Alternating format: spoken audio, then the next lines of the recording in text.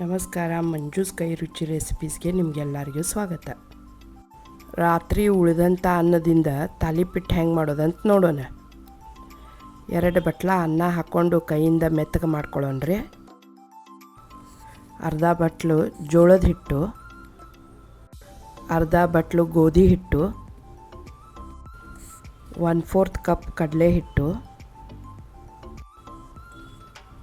1 ಚಮಚ ಅಜ್ವಾಯಿನು ಕೈಯಿಂದ ತಿಕ್ಕಿ ಹಾಕೊಳ್ಳೋಣ್ರಿ.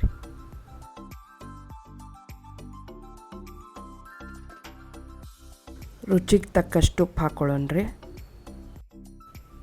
ಹಸಿಮೆಣಸಿನ್ಕಾಯಿ ಬೆಳ್ಳುಳ್ಳಿ ಪೇಸ್ಟ್ ಮಾಡ್ಕೊಂಡು ಹಾಕೊಳ್ಳೋಣ್ರಿ. ನಿಮಗೆ ಖಾರ ಎಷ್ಟು ಬೇಕಷ್ಟು ನೋಡ್ಕೊಂಡು ಹಾಕೋಬೋದು. ಅರ್ಧ ಚಮಚ ಜೀರಿಗೆ ಪುಡಿ ಹಾಕೊಳ್ಳೋಣ. 1 ಚಮಚ ಧನಿಯಾ ಪುಡಿ ಹಾಕೊಳ್ಳೋಣ್ರಿ.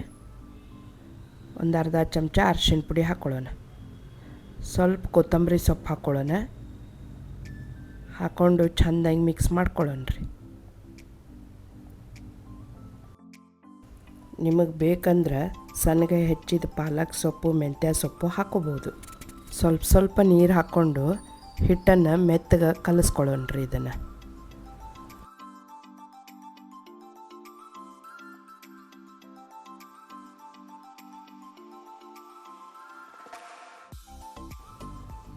ಈಗ ಹಿಟ್ಟು ನಾದ್ಕೊಂಡಾಗ್ಯದ. ಇದಕ್ಕೊಂದು ಸ್ವಲ್ಪ ಎಣ್ಣೆ ಹಚ್ಚಿ ಒಂದು 5 ನಿಮಿಷ ಬಿಡೋಣ್ರಿ. ನೀವು 5 ನಿಮಿಷ ಬಿಡ್ಬೋದು ಅಥವಾ ಅರ್ಧ ತಾಸು ಬಿಡ್ಬೋದು.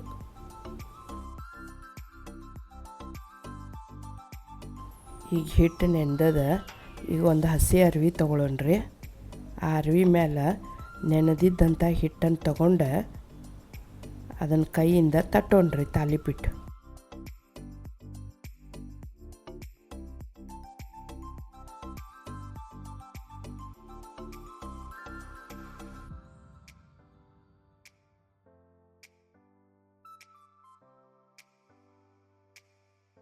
ತಟ್ಟಿದಂಥ ತಾಲಿಪೀಟ್ಗೆ ನಮಗೆ ಬೇಕಾದ್ರೆ ಉಳ್ಳಾಗಡ್ಡಿ ಮ್ಯಾಲೆ ಹಾಕ್ಕೋಬೋದು, ಬ್ಯಾಡ ಅಂದ್ರೆ ಸ್ಕಿಪ್ ಮಾಡ್ಬೋದು.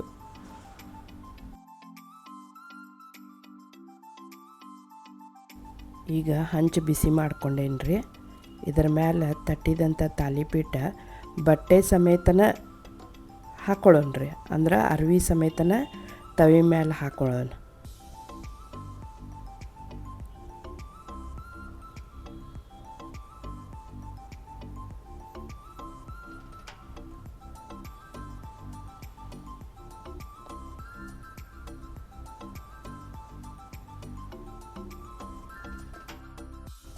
ಎಣ್ಣೆ ಹಾಕ್ಕೊಂಡು 2 ಕಡೆ ಚೆಂದಾಗಿ ಬೇಯಿಸ್ಕೊಳ್ಳೋಣ್ರಿ.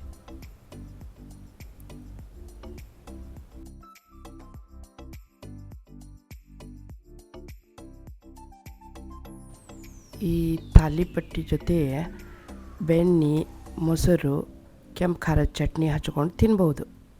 ನೋಡಿರಿ, ಈಗ ತಾಲಿಪೀಟ್ ರೆಡಿ ಆಗ್ಯದ.